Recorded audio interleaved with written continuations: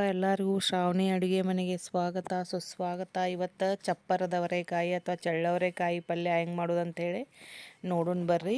ಅದಕ್ಕೆ ಚಳ್ಳವರೆಕಾಯಿ ಹುಳ ಇರ್ತಾವೆ, ಇದ್ರಾಗ ನೋಡ್ಕೊಂಡು ಕಟ್ ಮಾಡ್ಕೊಂಡು ನೀರಾಗ ಹಾಕಿ ಇಟ್ಕೋಬೇಕು. ಆಮೇಲೆ ಇದಕ್ಕೆ ಮತ್ತು ಕರಿಬೇವು, ಕೊತ್ತಂಬರಿ, ಹಸಿಮೆಣಸಿನ್ಕಾಯಿ ಪೇಸ್ಟ್, ಆಮೇಲೆ ಉಳ್ಳಾಗಡ್ಡಿ, ಟೊಮೆಟೊ ಕಟ್ ಮಾಡಿ ಇಟ್ಕೋಬೇಕು. ಈಗ ಒಂದು ಬಾಣಲೆ ಇಟ್ಕೊಂಡು ಅದಕ್ಕೆ ಒಂದು ಸ್ವಲ್ಪ ಎಣ್ಣೆ ಹಾಕ್ಬೇಕ್ರಿ, ಒಂದು 2 ಟೇಬಲ್ ಸ್ಪೂನು ಎಣ್ಣೆ ಹಾಕಿದ ಮೇಲೆ ಕಟ್ ಮಾಡ್ಕೊಂಡು ಇಟ್ಕೊಂಡಿರ್ತೇವಲ್ಲ ರೀ ಚಪ್ಪರದವರೆಕಾಯಿ, ಚಳ್ಳವರೆಕಾಯಿ, ಅವನ್ನ ಹಾಕಿ ಚೆನ್ನಾಗಿ ಹುರ್ಕೋಬೇಕ್ರಿ. ಅದನ್ನು ಫಸ್ಟ್ ಒಂದು 5-6 ನಿಮಿಷ ನೋಡ್ರಿ, ಒಂದು 5 ನಿಮಿಷ ಹುರ್ಕೊಂಡ್ಮೇಲೆ ಹೆಂಗೆ ಕಾಣಾಕತ್ತೈತೆ ಅಂತೇಳಿ ಆಮೇಲೆ ಅವನೊಂದು ಪ್ಲೇಟಿಗೆ ಟ್ರಾನ್ಸ್ಫರ್ ಮಾಡ್ಕೋಬೇಕು.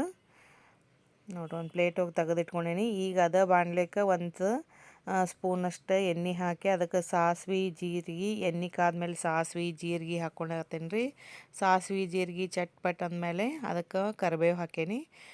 ಕರಿಬೇವು ಒಂದು ಸ್ವಲ್ಪ ಫ್ರೈ ಆತಂದ್ರೆ ಅದಕ್ಕೆ ಹೆಚ್ಚಿಟ್ಕೊಂಡಿದ್ದ ಉಳ್ಳಾಗಡ್ಡಿ ಹಾಕಾಕತ್ತೀನಿ ರೀ. ಉಳ್ಳಾಗಡ್ಡಿನೂ 1 ಸೆಕೆಂಡ್ ಇರ್ಲಿಕ್ಕೆ ಒಂದು 2 ಸೆಕೆಂಡ್ ಫ್ರೈ ಆಗ್ಬೇಕು. ಆದಮೇಲೆ ಇದಕ್ಕೆ ಮತ್ತು ಅವು ಚಳ್ಳವರೆಕಾಯಿ ಇಟ್ಕೊಂಡಿರ್ತೇವಲ್ಲ ಅವನ್ನ ಇದಕ್ಕೆ ಹಾಕಿ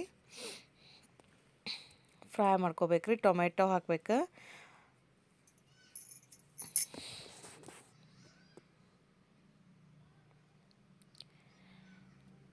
ನೋಡ್ರಿ, ಈಗ ಚಳ್ಳವರೆಕಾಯಿ ಹಾಕ್ಕೊಳಕತ್ತೀನಿ. ಚಳ್ಳವರೆಕಾಯಿ ಹಾಕ್ಕೊಂಡ್ಮೇಲೆ ಒಂದು ಸ್ವಲ್ಪ ಅವನ್ನ ಎಲ್ಲ ಏಕ್ರಾಸ್ ಆಗುವಂಗೆ ಕೂಡಿಸಿ ಇದಕ್ಕೆ ಬೇಕಾಗಿದ್ದ ಮಸಾಲೆ, ಖಾರ, ಉಪ್ಪು ಎಲ್ಲ ಹಾಕ್ಕೊಂಡ್ರಿ. ಈಗ ಒಂದು ಸ್ವಲ್ಪ ಗರಂ ಮಸಾಲ ಹಾಕಾತೀನಿ, ಮನೆ ಒಳಗೆ ಮಾಡಿದ್ದ ಗರಂ ಮಸಾಲ ಇದು.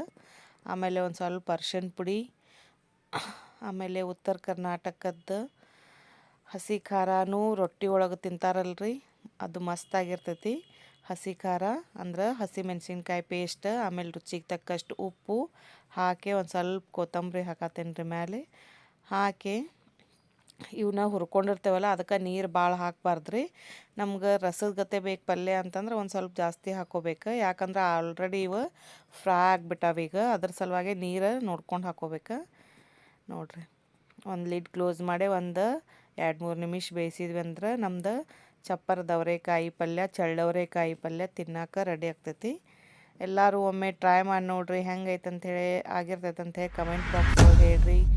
ವಿಡಿಯೋ ನೋಡಿದ್ದಕ್ಕಾಗಿ ಧನ್ಯವಾದಗಳು.